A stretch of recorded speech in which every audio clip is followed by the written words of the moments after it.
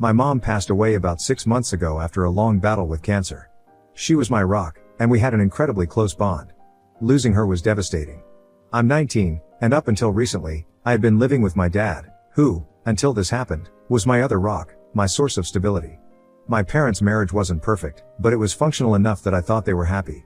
Losing my mom made our little family seem so much smaller, and for a while, it was just dad and me, figuring out life.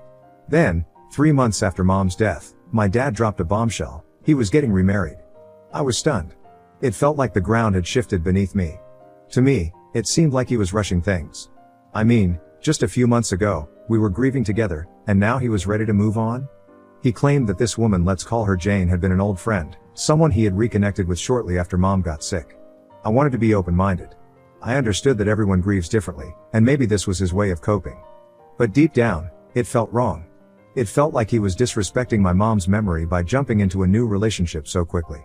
When I tried to express this to him, he launched into a speech about how he deserved to be happy after everything he had been through. I felt my heart sink. I didn't want to start a fight, so I kept quiet. I was trying to be mature, to avoid conflict, but inside, I was a complete wreck. It was so hard to watch him move on while I was still processing my own grief. It felt like he had replaced my mom with someone new, and I didn't know how to deal with those feelings. Jane moved in almost immediately, along with her daughter, Emily, who was 17. I didn't know much about Emily, but I could see how close she and her mom were. They seemed to have this bond that I felt completely left out of. Jane was always pleasant, smiling and trying to be friendly, but I could sense she was trying to assert her dominance over the household in subtle ways. Suddenly, there were new house rules, changes to our routines, and shifts in how everything worked. The familiar comfort of home was gone, replaced by an uncomfortable atmosphere that made me feel like a stranger in my own space. At first, I tried to go with the flow, thinking maybe this was just part of adjusting to the new living arrangements. But the more I watched Jane and Emily settle in, the more alienated I felt. They had their own little world, and I was just an outsider looking in. It was hard to adjust to the fact that my dad had chosen to prioritize their needs over mine, especially when I was still reeling from losing my mom. Then the real bombshell dropped. One day, out of the blue, Dad sat me down for a serious talk. I could tell by his expression that this wasn't going to be good. He told me that since Emily was moving in, he thought it would be best if I considered moving out to make space for her. I was in disbelief. He actually suggested that I gift my room to Emily because she needed it more. He told me I could stay at my uncle's place temporarily while they adjusted to the new living arrangements. I wanted to scream and shout, but I remembered how my dad reacted the last time when I shared my thoughts on his marriage. So, I stayed calm, on the outside at least. I chose not to argue or get emotional and simply said okay. I packed my bags, called my uncle, and moved out. My uncle welcomed me with open arms. He was as shocked as I was when I told him what happened. It was only when I left that the reality of the situation hit me. My dad had chosen his new wife and stepdaughter over me, his own child, only months after my mom had passed away. The betrayal stung deeply. For a few days, I didn't hear from Dad. I assumed he was relieved that I had left without putting up a fight. It seemed like Dad didn't care enough to reach out, and I figured he was happy to have me out of the house. After all, he got what he wanted, right? Emily got my room, Jane got her new life with Dad, and I was out of the way. I remember sitting in my uncle's guest room, staring at my phone, half expecting some sort of apology or explanation. But there was nothing. It stung more than I expected, like I'd been completely erased from his life. I kept telling myself I did the right thing by leaving and trying to focus on getting settled at my uncle's place and keeping up with my college assignments. Then, out of nowhere, the silence broke. One day, my phone started blowing up with calls and texts from Dad. At first, I ignored them, assuming it was more of the same adjusting talk he'd given me before. But then it became relentless, one missed call after another, message after message. He was apologizing, asking me to come home, saying things could go back to normal. His tone had completely changed from when I left, and I started to get suspicious. Why this sudden desperation? I didn't respond at first, but the sheer volume of messages made me curious. Why was he so eager to get me back now? What had changed? Finally, I caved and texted him back, asking what was going on. That's when he told me about the letter. He tried to downplay it, but the more he talked, the more I realized something significant had happened. He mentioned receiving an official letter from my mom's estate attorney, which didn't make much sense to me at first. I knew my mom had a will. She had mentioned it in passing when she was sick, but I hadn't thought much about the details. Apparently, This letter was a big deal. My dad explained, in a roundabout way, that my mom's will had been finalized, and according to the will, my mom had left her share of the house to me. That means my dad and I are now co-owners of the house, me owning half, and him the other half. So, while dad still has his share, he can't sell the house or make any major changes to it without my consent. I guess I had assumed everything would go to dad, given that they were married. But she had made sure I was taken care of, and it hit me hard just how much thought she had put into it. Even though I wasn't 21 yet, being 19 meant I had a legal stake in the house. I hadn't realized how significant that was until dad started explaining that he couldn't make any major decisions about the property without my consent. This news completely shifted the dynamic. Now that dad and Jane know they need me to stay in control of the house, they've been spamming me with calls and texts nonstop. It's not just them either, they've roped in the rest of the family. I'm getting messages from aunts, uncles, and cousins, all saying I need to be the bigger person and go back home for the sake of family harmony. It's overwhelming. I'm a full-time college student, and I already have so much on my plate with classes, assignments, and trying to balance a part-time job. The worst part is how Jane has started messaging me too, acting all nice and trying to guilt me into returning. She's offered to let me share the room with Emily now, as if that's supposed to make up for everything. It feels so disingenuous, like they're just trying to smooth things over because they realize they've lost control of the situation. They didn't care about my feelings until they realized they needed me, and now they're trying to act like we're all one big happy family. Frankly, it's a lot to deal with. I didn't ask for any of this, and all I really wanted was some time to grieve and process everything after losing my mom. I'm stuck in this mess, feeling like I have to fight just to hold on to what my mom wanted me to have. Now, I don't know what to do. The house is legally half mine, but I'm not sure if I want to go back.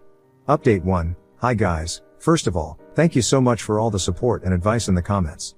Reading through your personal experiences has honestly been one of the few things keeping me sane these past few days. It's comforting to know I'm not alone in dealing with complicated family stuff.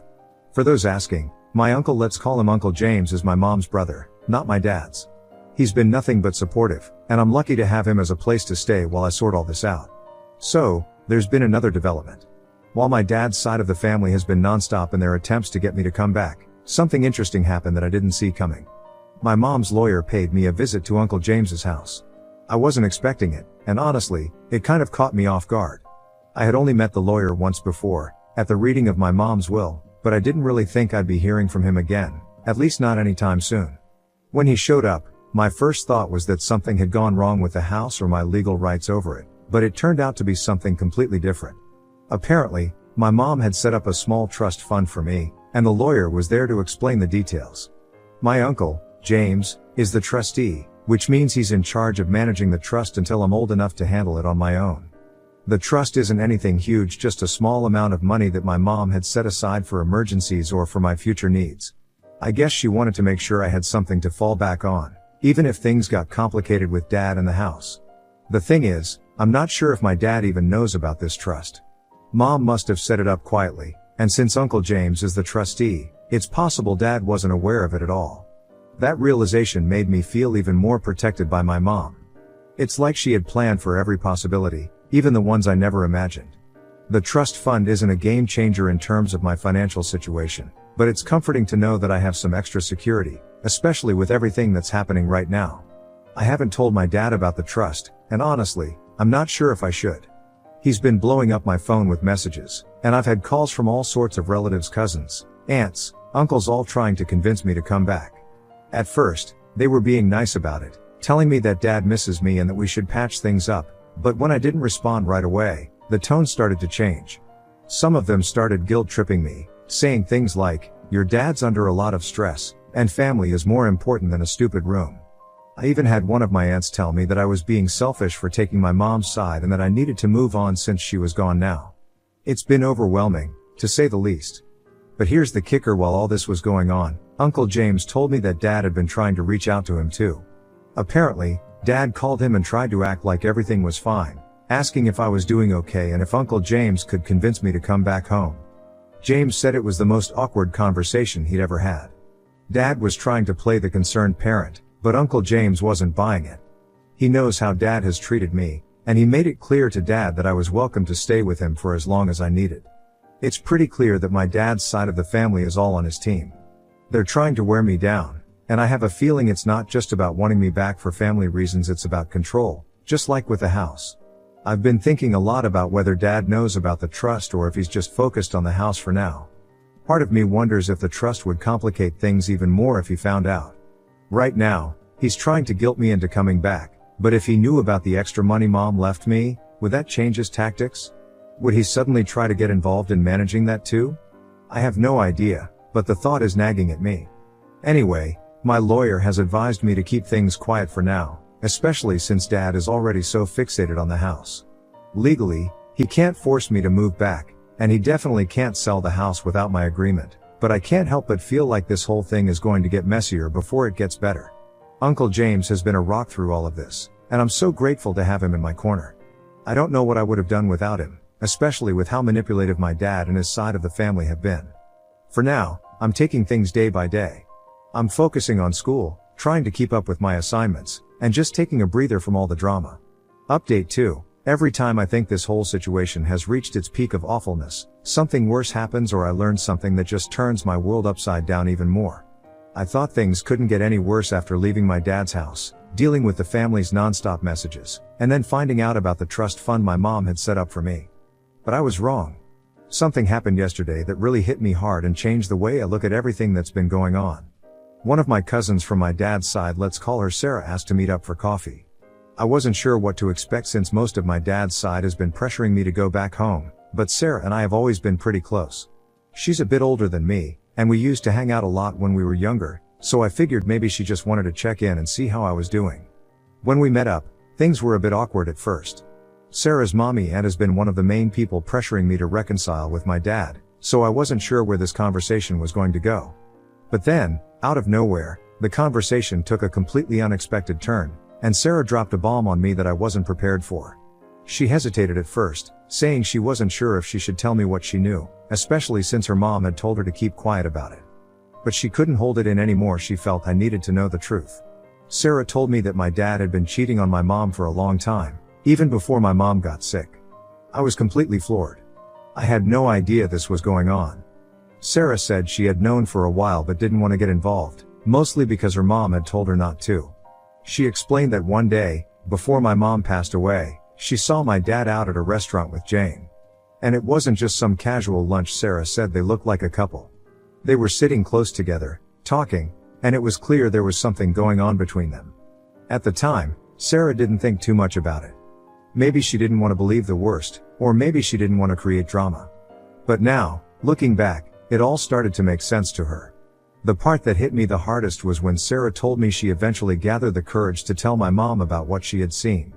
I can't even begin to imagine how devastating that must have been for my mom. She was already going through so much with her illness, and on top of that, she had to deal with the knowledge that my dad had emotionally, and maybe even physically, moved on before she was gone.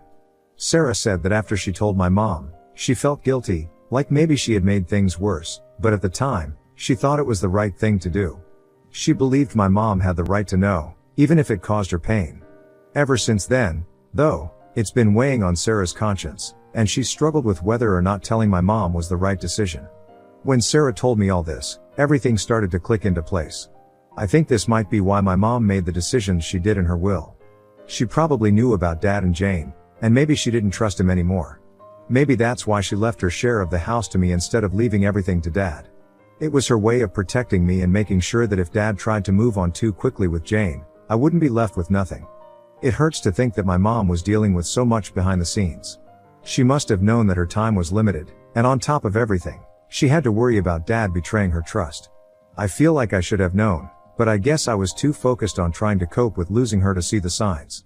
Now, all these little things are starting to make sense. The way my mom would sometimes look at my dad with this sadness in her eyes, the way she seemed so focused on making sure everything was in order before she passed away.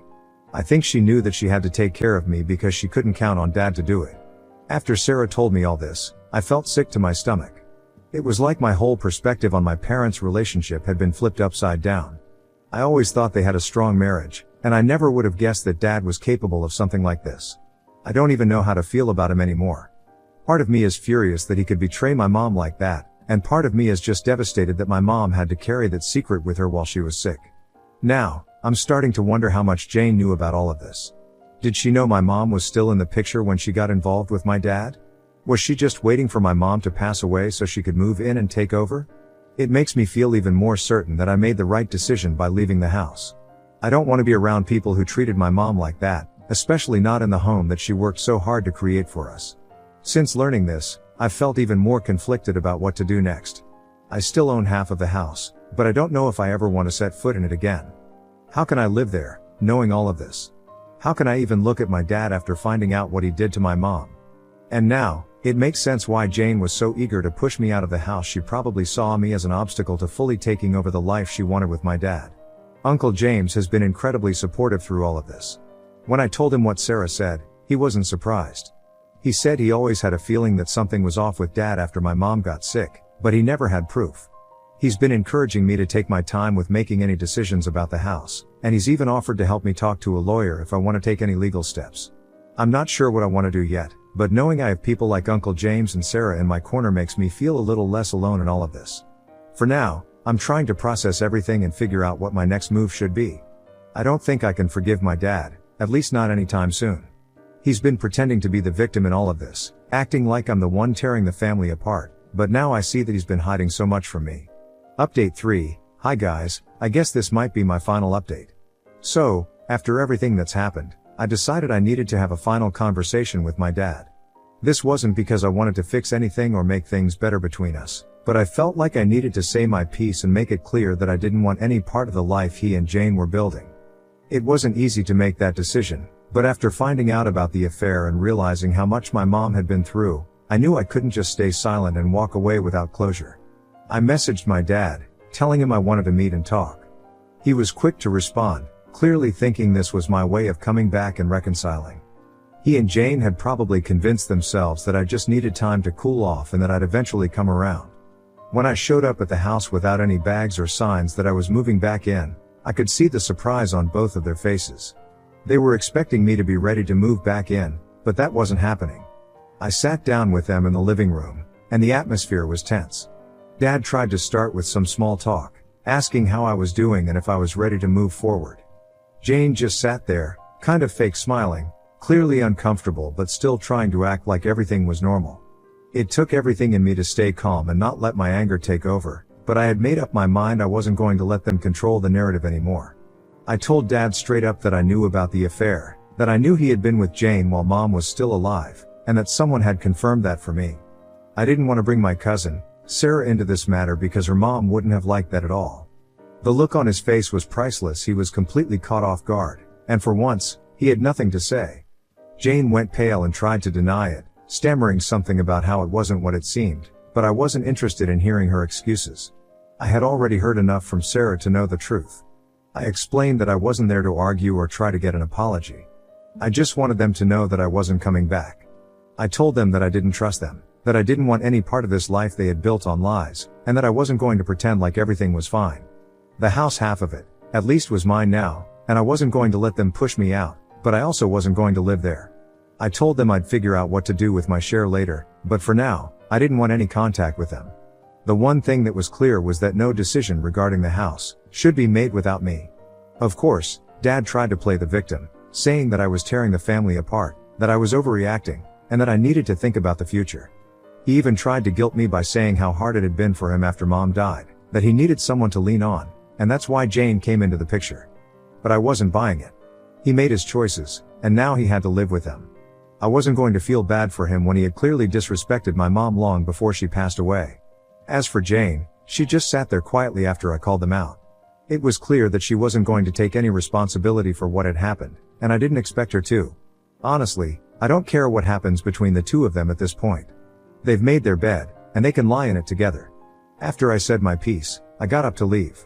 I could tell Dad was still in shock. He probably thought I'd come crawling back, but that was never going to happen. I walked out of the house feeling lighter than I had in weeks. It wasn't easy, but it felt good to finally have some closure, to say what needed to be said, and to let them know that I wasn't going to be part of their lives anymore. Since then, I've blocked them both on social media and stopped responding to any messages from my dad's side of the family. It's been quiet for the most part, although I've heard from Sarah that Dad's been telling people I'm the one who's acting out and being unreasonable. But honestly, I don't care. People will believe what they want, and I'm done trying to explain myself to anyone. As for the house, I haven't made any final decisions yet. My lawyer and Uncle James are helping me figure out the best way to handle it, but I've been thinking about either selling my share or renting it out. I don't want to be tied to that house anymore, but I also don't want to give Dad and Jane any easy wins. If they want to stay there, they'll have to deal with the fact that I still have control over part of it, and I'm not going to let them make any big changes without my approval. In the end, I think this whole situation was a wake-up call for me. I've learned that sometimes the people you trust the most can let you down in ways you never expected. But I've also learned that I'm stronger than I thought. I've made it through this mess with my head held high, and I'm ready to move forward on my own terms. As for Dad and Jane, well, I guess they got what they wanted. But in the end, they've lost something to me. And maybe, in time, they'll realize that some things can't be undone. Karma has a way of catching up with people, and while I'm done with them, I can't help but feel like they'll eventually have to face the consequences of their actions. For now, I'm focusing on myself, my future, and the people who have truly been there for me through all of this. I'm not looking back. I just want to take a moment to thank all of you for your support, advice, and kind words throughout this whole ordeal. Reading your stories and knowing that I'm not alone in this has meant more to me than I can express. Your encouragement has helped me stay strong and stand my ground, and for that, I'll always be grateful. Thanks for being there when I needed it most.